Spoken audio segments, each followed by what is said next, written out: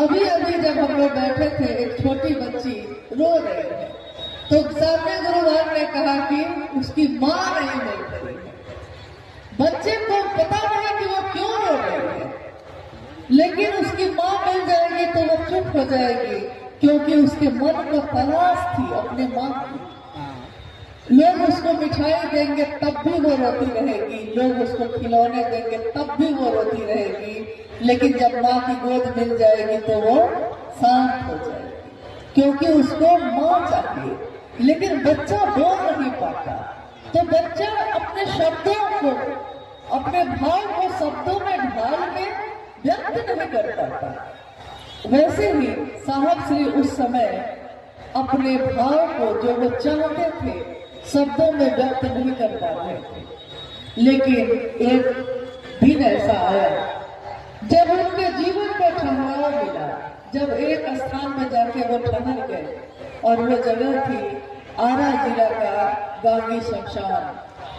अर्धरात्रि का समय है, साहब कह रहे हैं आधी रात का समय है, चारों तरफ अंधेरा है और मेरी आंखों में भयावह अंधेरा भरता जा रहा है।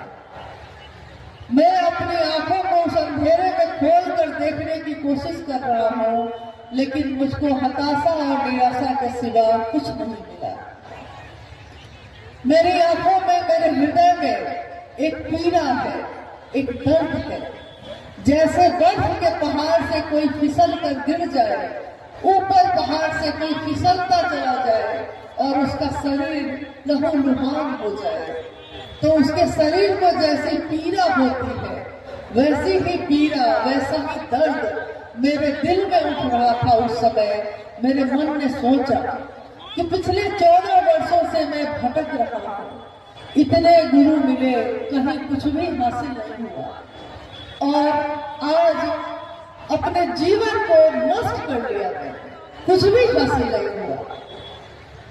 इस सोच के साथ ही अचानक ही उनके मन ने यह सोचा था, गुरु की वंदना में ये श्लोक सदियों से लोग पढ़ते हैं, गाते हैं, अर्चना में इसका प्रयोग करते हैं। गुरुर ब्रह्मा गुरुर विष्णु गुरुर देवो महेश्वर, गुरु साक्षात पर ब्रह्म तस्मै श्री गुरुवे नमः।